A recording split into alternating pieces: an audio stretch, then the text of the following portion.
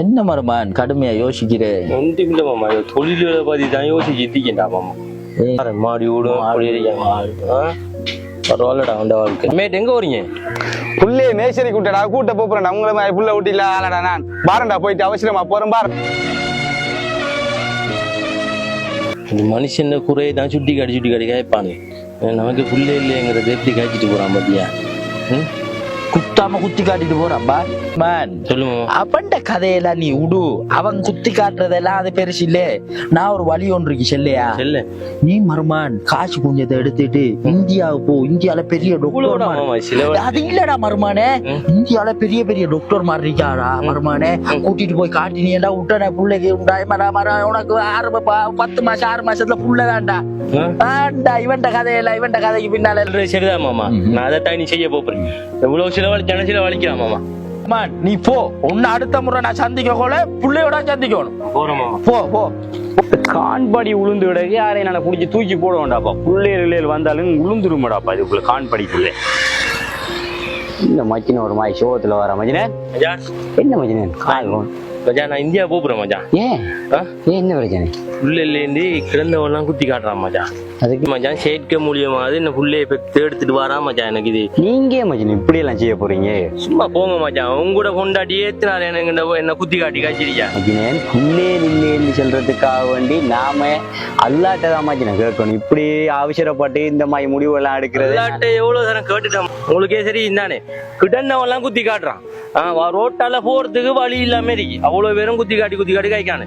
அதுக்கு எந்த இதுவும் இல்ல மச்சான். சேர்க்க முடியாது உள்ளே பெக்கிறான் மச்சான். சரியா? சரி, என்னமோ உங்களோட விருப்பம். நாம என்னதை சொல்லலாம். இந்த பொல்லாத உலகத்திலே ஏன் என்னை படைத்த மச்சினேன் மச்சான், இது என்ன மச்சின உங்களோட கோலத்தை பாத்தீங்களா மச்சான்? கோர்ட்ஸும் ஜெயிலும் இதாத்தான் மச்சான் இருக்கு. வருஷம் முன்தரவங்களும் நான் பிரச்சனை. என்ன நடந்து என்ன நான் உள்ள பெத்தன் தெரியும் தானே. ஓ இல்ல மச்சின அவன கேஸ் நான் 2-3 கேள்விப்பட்டேன். என்ன மச்சின இல்லைன்ற கேஸ் மச்சான்.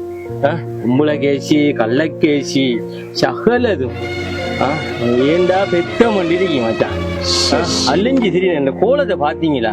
எவ்வளவு கஷ்டப்பட்டு பெத்த புள்ள மச்சான். உங்களுக்கே சரி, நான் இந்தியா போய் கோடிக்கணக்குல செலவழிச்சேன் மச்சான்.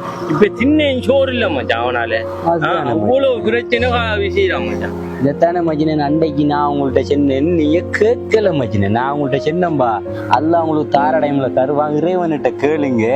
நீங்களே அவதிப்பட்டு தாண்டு தராத உண்ட கேட்காதீங்கன்னு சொன்னேன். இறைவன் ஒரு விஷயத்த நமக்கு தராம தடுக்கானண்டா நமக்கு ஒரு நலவுரிக்கு என்ன நம்ம நினைச்சுக்கிறோம். இறைவன் ஒன்று நம்ம கேட்டு அவன் தரலேண்டா அதுல நமக்கு ஏதோ ஒரு நலவுரிக்கு நம்ம நினைச்சுக்கணுமே ஒழிய நீ எனக்கு தான்னு சொல்லி வலுக்காட்டாம கேட்டா இப்படித்தான் மச்சினேன் தந்து நம்மள சோதிச்சுட்டுவான்.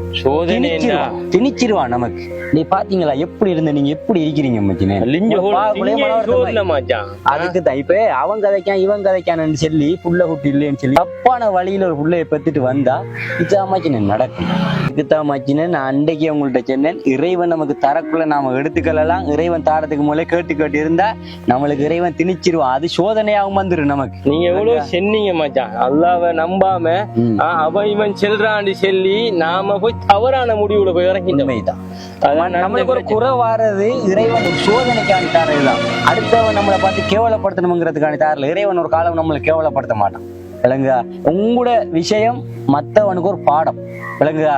இறைவன் நம்மளுக்கு உங்களுக்கு கண்டிப்பா தந்திருப்பான். நமக்கு ஏற்படும் குறைகள் அனைத்தும் நம்மளை தண்டிப்பதற்காக அல்ல, நம்மளை சோதிப்பதற்காகவும் நம்மளை சுற்றி இருப்பவர்களை சோதிப்பதற்காகவுமே இறைவனிடமிருந்து இறக்கப்படுகின்றது.